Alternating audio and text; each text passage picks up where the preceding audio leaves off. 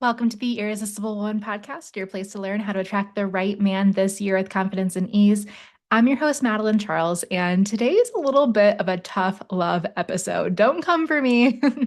But truly, I feel like I would be doing you a disservice if this podcast were always just inspirational and motivating and not exactly getting to some of the deeper layers that need to be addressed to sometimes have a little bit of a wake up call, right? To kind of shake us out of our habitual way of thinking, feeling, acting. That is my job, is to help you actually see results. Now, obviously, on the podcast where it's a one-way transmission and I can't get to know you personally and give you specific customized guidance and feedback, it's a little limited. But my hope here on the podcast is that we're able to start a conversation that helps you see things in a different light. And then, of course, if something is sparked for you in today's episode, especially, that you feel like you want to take that next step. So there are a couple exciting ways to work with me that I want to make you aware of right away before we dive in, because these are time-sensitive opportunities.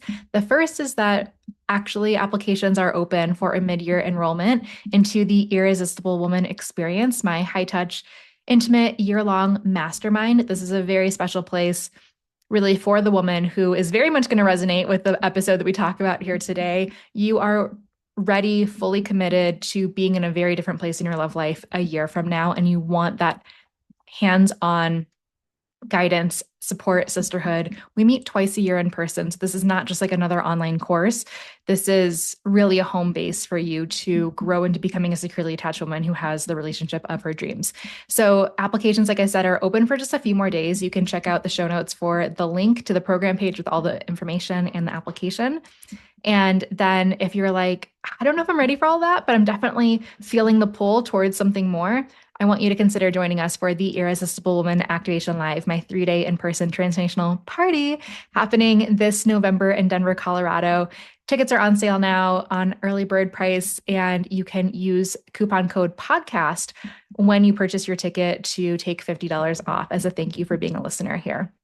Okay, so keep those two opportunities in mind as we jump into the episode now, because again, chances are you're going to hopefully be like, oh shit, I am seeing things in a new light. And if I really want to make the change that I say I do, I might need to show up in a different way, utilize some different support and resources, and put myself on a new trajectory. So let's get into it.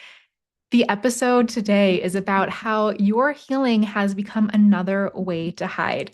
Yes, I know.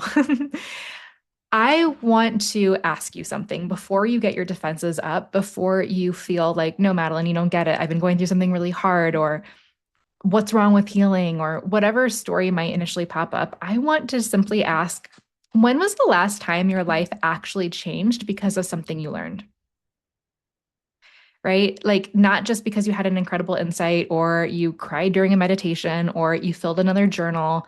I mean, your actual life, your relationships, your dating choices, the way you respond in situations that used to trigger you, like when a guy didn't text you back, or a guy told you he's not feeling the connection, or you're not feeling seen by your partner, or you're feeling a little bit disappointed by who's on the dating apps. Like, have you noticed that more healing, more awareness, more information and insight has actually shifted the way that you respond to those triggering situations or not? So I work with some incredibly emotionally intelligent women. They are super self-aware. They know attachment theory. They understand their childhood wounds. They've often gone to therapy and read lots of books. They listen to the podcast and they can intellectually explain why they feel themselves getting guarded and pulling away, or what prompts them to start over functioning and slip into people pleasing, or what causes them to become anxious. However, that awareness alone does not create a fundamental change. And that's what I want to talk about today, because sometimes healing becomes the safest place to hide, and it's just wrapped in really acceptable clothing. Okay, so I'm going to break this down from multiple angles to really help you see this. But I want to start by showing you how healing can often just become another identity. So at first, healing feels really liberating, where you're like, wow, I am understanding and creating context around my lived experiences. Like everything starts to make sense. You're like, oh, I'm not actually broken. It's just my childhood. It's just the things that were modeled to me. It's just the stories I've been telling myself. Wow, I've been protecting myself. Oh my gosh, I can see things in a new light. We absolutely need awareness, right? That is like the foundation of everything. But what I often see is that we can get into a loop where we're constantly trying to dig to the next level. It's like an onion that we're peeling back and we're like, okay, I just want to understand the root cause and like how do I understand myself better? And it puts us into this place where we're always uncovering, always trying to understand, always almost ready. And then you start identifying with yourself as someone who is always healing. And if you're always healing, you never have to arrive. Now, I want to be so clear.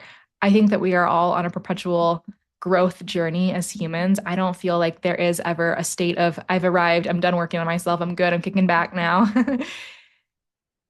And if you find yourself saying things like, I just need to work on myself a little bit longer, I don't think I'm regulated enough to date, I'll put myself out there later, I just need one more breakthrough. I want you to notice how seductive that is because it sounds very responsible. It sounds like you are taking good care of yourself. You're being intentional. You are being intuitive. You're listening to your body. But here's what I've noticed: too much pursuit of insight and awareness and digging and processing, it can become emotional entertainment. Our brains love novelty. Every new realization gives us a little hit of relief. When we're like, "Ooh, that's why I do that." It feels good. It feels like we've uncovered something. It feels like we're making progress. And yes, in some regards, we absolutely are. Except if we stop there, then nothing really changes. You feel different without behaving differently. And then over time, insight becomes a substitute for action. And if our brain gets a little too attached to that hit of novelty where we get the awareness, we start to understand things differently, but we don't match the new action with it, it becomes such a disservice where we can tell ourselves that we're still working on ourselves, we're not quite ready because we actually feel more safe in the healing, processing, analyzing space than actually saying, you know what? I'm always going to be a work in progress. And I am equipped enough to start having real life dating experiences to see what comes up for me, to put into practice all of the awareness I have gained, to see what's next. But I can't have that real time feedback if I don't put myself in the arena. So you might know, okay, I tend to overtext and then you still do it. Or, "Oh, gosh, I know I have a tendency to choose unavailable men and then you still choose them." Or you might feel like you really struggle to receive and then you still decline help. You know that you intellectualize your emotions and yet you still are living from your head. Knowledge creates this illusion of movement, but the practice creates movement. Hey, you giving yourself the opportunity to, I say this phrase, get in the arena, is the only way that you don't just watch yourself play out the same old thing, but you create a new outcome. And that can be challenging. We can really resist that because healing can become a sophisticated form of control. Your nervous system doesn't actually care whether it protects you from overworking or overhealing. Both create certainty. If you're like, okay, if I'm just going to stay always preparing, then I never have to risk. If I'm always processing, then I never have to be surprised. If I am always figuring myself out, then I don't have to let someone actually see me. And so, again, healing can become another way that we postpone intimacy. And we might think, no, like I'm really getting somewhere. Like this is really working.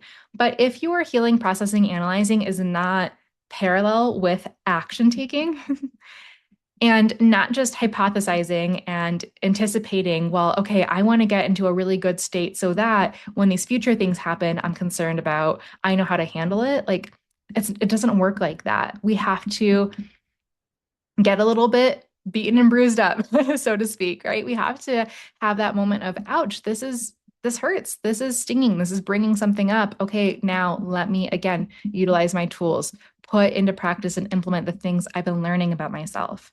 But you are robbing yourself of that opportunity to actually progress to the next stage in your growth evolution when you are holding yourself back from action. So, to put this into some concrete examples, let's say a woman spends 6 months rewriting her dating profile rather than going on dates. And she's tweaking and she's telling herself, I'm really busy. I want to get new photos soon. It just hasn't been the right time. I want to lose some weight. I got to find the right photographer. All of those things can sound really logical and justified. And she could have literally put on a timer on her phone, taken a couple selfies, thrown up those photos, and not waited for this illusion of perfection. It's always going to feel like it's a better time later. But if we're like, okay, I want to be so honest with myself, am I in a state of delaying, procrastinating? Am I letting perfectionism get the best of me? What am I really afraid of here? When we can see it through that lens, it's like, oh, yeah, I actually don't want to be in the same place 6 months from now. And I know that if I keep telling myself these really well meaning, seemingly justified excuses, that's where I'm going to end up. Sometimes women will say, I'm just taking a break to focus on myself. And then what do you know? Like 3 years later, she's still taking a break. You might be in a place of actively dating and a great guy is like, hey, I'd love to see you again. And then you totally freeze. And it doesn't matter how much you know about your nervous system response.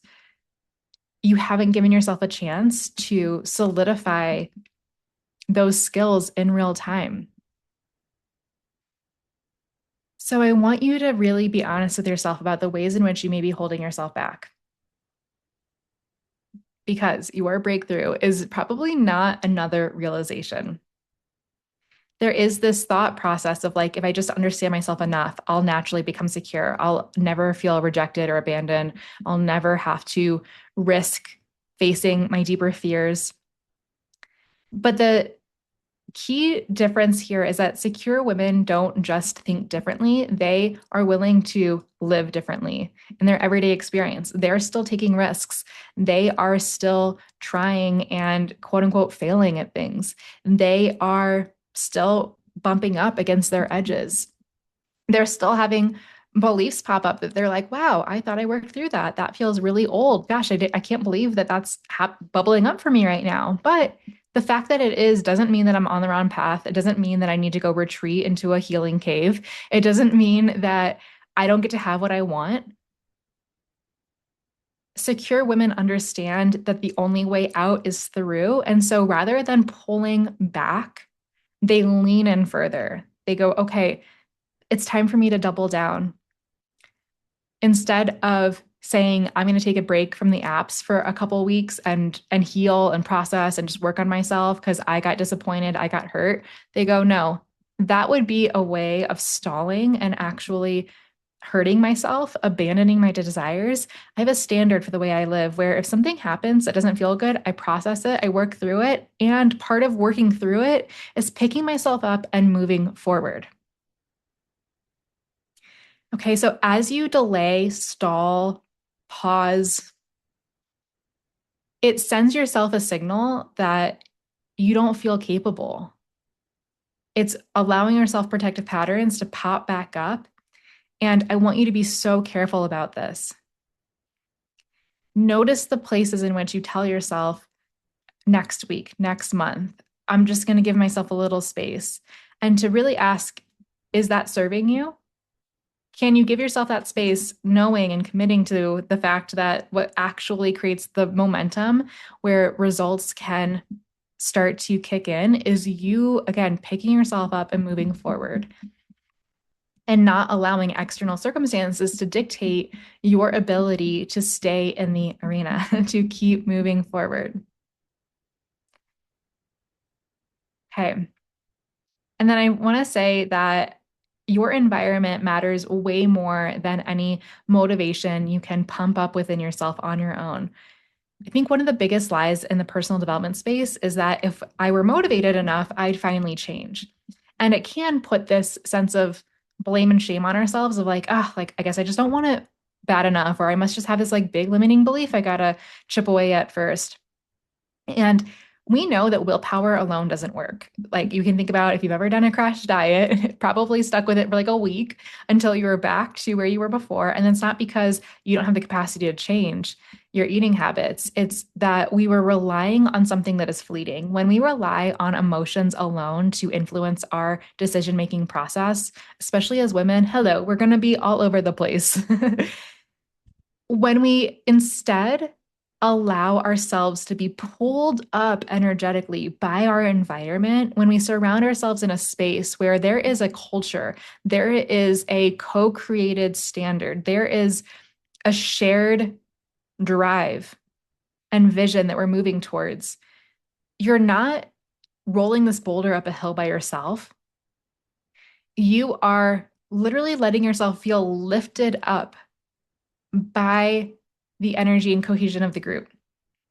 Who you surround yourself with really influences what your system normalizes, what you expect, the type of conversations you have, what is deemed as something that you want to be moving towards. When you have women in your space that are like, yeah, I'm going towards love too, and I'm still kind of scared, and I'm still working on myself, and I believe it's possible for me and you, let's go. Do you think that that type of woman in that space is going to have more sustainable results in love than the woman who's on an island alone in her little self-healing cave?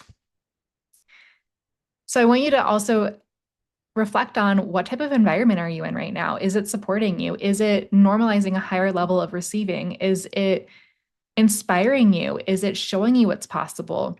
Do you have accountability? Do you have women who are willing to reflect your blind spots? Because if you are trying to change your patterns inside the same environment that created them, it's going to be a really slow process. It's going to be challenging because just the way we are biologically wired, we're going to want to stay in that state of homeostasis. And that's why being in an environment that is growth oriented, that is helping you normalize the things that you once thought were impossible or out of reach, or that you were too old for, or you're too late, whatever it is, seeing other women obtaining the results that you are wishing for in your own life, it truly changes something in your chemistry because you can no longer say, I don't think it's possible. When you see other women having the results you want, you're like, oh, shoot, I can't say that anymore. I guess I better learn from them. I guess I better see how are they carrying themselves? What's their self-talk? What are they doing that I can try? It helps us assimilate the things that once felt really out of reach. It brings them closer energetically.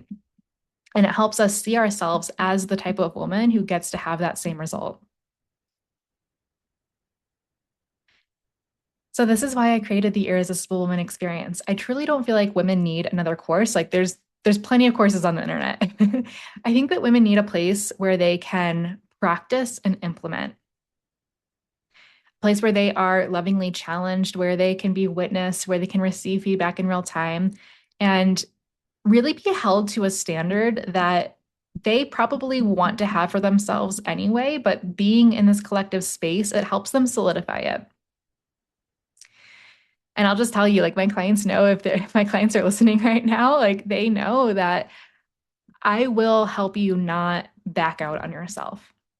That's part of the reason this is a year-long experience because it's easy to be motivated for a few weeks or a couple months. I want to help you through every stuck point that you are going to navigate in the year ahead so that you don't default back into an old state. I want to help you break through into a new identity where you have the results that you've been seeking, where you can be working on yourself, but also implementing and in action, learning and growing in real time. So maybe you have reached the point where another podcast isn't what you need or another book. You have gathered enough information, and what you're actually craving is a place to become. a place to become the woman that you are feeling the stirrings of. You are ready to anchor into that next level of receiving and love. You are ready to be in your dream relationship. And you are ready to stop just thinking about it. You actually want to be living it. So, if something in you has been stirred up today, if it feels like, ooh, I'm a little bit called out right now, I again want to remind you that applications are open for just a couple more days inside the Irresistible Woman Experience, my high level, intimate group coaching and mentorship program. This is not where we keep analyzing your patterns. We interrupt them and solidify a new identity where you're not just learning, but again, you are implementing. And this is an awesome, awesome space that I would love to invite you into. So if you want to check it out, you can go to the show notes and see the program page with the application linked there. And like I mentioned at the start, if you are feeling like you want to start at a smaller level, the Irresistible Woman Activation Live is a great place to come this fall and really be in the room with us in person and feel that collective energy and tap into the frequency of a space where we are operating at a higher level and you get to access that for yourself as well. So tickets for the live event are in the show notes as well. I want to say thank you so much for being here today. I love you. And I always appreciate hearing that you are tuning in and enjoying the podcast. So reach out and let me know how this one landed. And until next time, keep shining your love light and bye for now.